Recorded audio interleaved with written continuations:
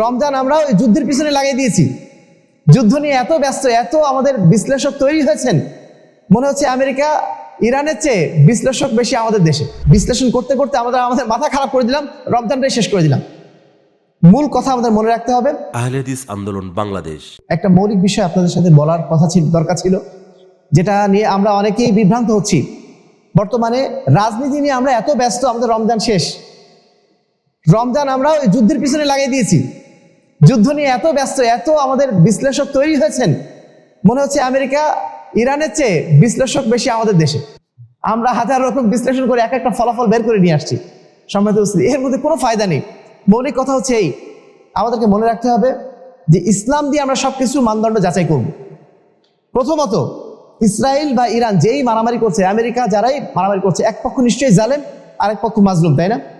নিঃসন্দেহে আমরা জালেমের ধ্বংস চাইব, যিনি মাজলুম হচ্ছেন তার আমরা কি বলবো, সে যেন জুলুম থেকে মুক্ত হয়, সেটার আমরা দোয়া করব। 2 নম্বর বিষয় হচ্ছে এই, অনেকেই, ইরান একটা শিয়া রাষ্ট্র, তাই না?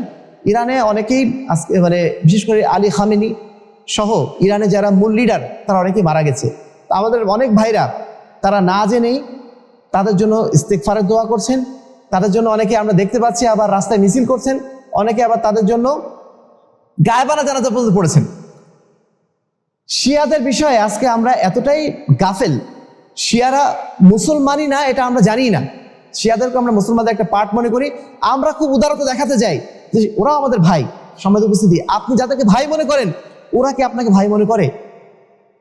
শিয়ারা কোনো সুন্নিকে কখন মুসলমানই মনে করে না। আপনি যাদেরকে ভাই মনে করছেন, তারা তো আপনাকে ভাই মনে করে না। তারা যে কাবায় যায়, কাবায় যাওয়াটা জাস্ট নাম কো আসতে, মূলত তারা কাবা ইবাদত করার জন্য যায় না। সম্মানিত উপস্থিতি, শিয়াদেরকে মুসলিম মনে করাটা এটা আমাদের ইমানের ঘাটতির পরিচায়ক। যারা মনে করে যে আল্লাহ রাসূল সাল্লাল্লাহু আলাইহি ওয়াসাল্লামের সমস্ত সাহাবী হচ্ছে কাফের, আবু বকর, ওমর, ওসমান রাদিয়াল্লাহু আনহুর মতো 3 জন জলিলুল কদর সাহাবী যারা আল্লাহ রাসূলের সার্বক্ষণিক সাথী, তাদেরকে যারা কাফের মনে করে, তাদের চেয়ে বড় অপরাধী আর কে হতে পারে? এরা আল্লাহ রাসূলের সবচেয়ে বড় সহযোগী ছিলেন। তার মানে কি আল্লাহ রাসূল সাল্লাল্লাহু আলাইহি ওয়াসাল্লাম দুনিয়ার সবচেয়ে বড় অপরাধীদেরকে তার সাথে রেখেছিলেন?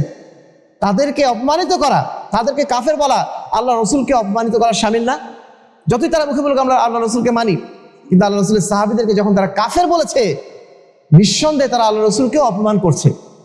এই ধরনের ব্যক্তিদেরকে যদি আমরা মনে করি ইসলামের পক্ষের মানুষ, যদি তাদেরকে আমরা মনে করি আমাদের বন্ধু, নিঃসন্দেহে এটা আমাদের জন্য একটা চরম ভুল হবে। মনে রাখবেন, বিগত 20 বছরে শিয়ারা যতটা মুসলমানদেরকে মেরেছে, আপনার আমেরিকা ইসরায়েল ততটা মারেনি।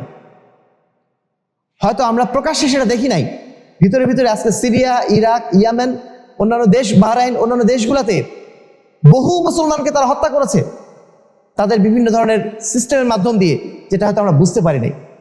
সুতরাং তাদের পক্ষ নেওয়ারও কোনো প্রয়োজন নেই। এটুকু আমরা বলতে পারি যে আল্লাহ রাব্বুল আলামিন যারা অন্যায়কারী, যারা জালেম, তাদেরকে যেন ধ্বংস করে দেন, এবং যারা হকের উপরে আছে, যারা মাজলুম হচ্ছে, তাদেরকে যেন আল্লাহ রাব্বুল রক্ষা করেন। এর বাইরে আমাদের নতুন করে এত বিশ্লেষণ করার দরকার নেই।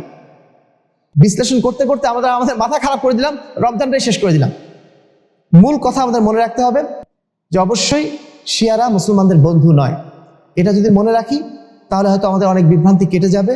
শিয়ারা মুসলমান নয়, তার সবচেয়ে বড় প্রমাণ হচ্ছে তারা সমস্ত সাহাবীদেরকে তারা গালি দিচ্ছে এবং তাদেরকে তারা অস্বীকার করে, তাদেরকে কাফের মনে করে এবং তাদের সমস্ত হাদিসকেও তারা অস্বীকার করে।